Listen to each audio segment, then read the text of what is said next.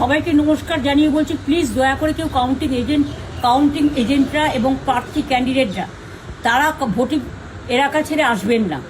Strong রুমে যেখানে counting হচ্ছে, মানে সেন্টারে, সেখান ছেড়ে কেউ আসবেন না। এটা বিজেপির প্ল্যান।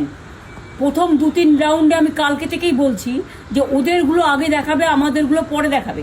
এবং অনেক জায়গায় 2-3 রাউন্ড কাউন্টিং করার পরে প্রায় 100টা জায়গায় কাউন্টিং বন্ধ করে রেখে দিয়েছে। এবং কল্যাণীতে ধরা পড়েছে 7টা মেশিন, যেখানে কোনো মিল নেই। এটা টোটাল ফোর্সফুলি সেন্ট্রাল ফোর্সকে দিয়ে চারিদিকে তৃণমূল কংগ্রেসের উপর অত্যাচার করছে, অফিস ভাঙছে, জোর করে দখল করছে। এসআইআর নামে আপনারা দেখেছেন ভোট লুট করেছে যাতে যে সিটগুলো জিততে পারে। কিন্তু এখনও এমন 70টা সিট আছে, 100টা সিট আছে যেগুলো আমরা এগিয়ে আছি, সেগুলো বলছে না। টোটালটাই মিথ্যে নিউজ খাওয়াচ্ছে। আগে ডিআইসিও এই খবরগুলো দিত, কিন্তু তাকে কালকে চেঞ্জ করে দেওয়া হয়েছে। টোটালটাই ইলেকশন কমিশন নিজের ইচ্ছে মতো খেলছে, এবং সাথে কেন্দ্রীয় বাহিনীকে নিয়ে। এবং আমাদের পুলিশরা টোটাল মাথা নত করে কেন্দ্রীয় বাহিনীর আন্ডারে কাজ করছে। সুতরাং আমি আমাদের কাউন্টিং এজেন্টদের, আমাদের সমস্ত পার্টির কর্মীদের বলবো, অত মন খারাপ করার কারণ নেই।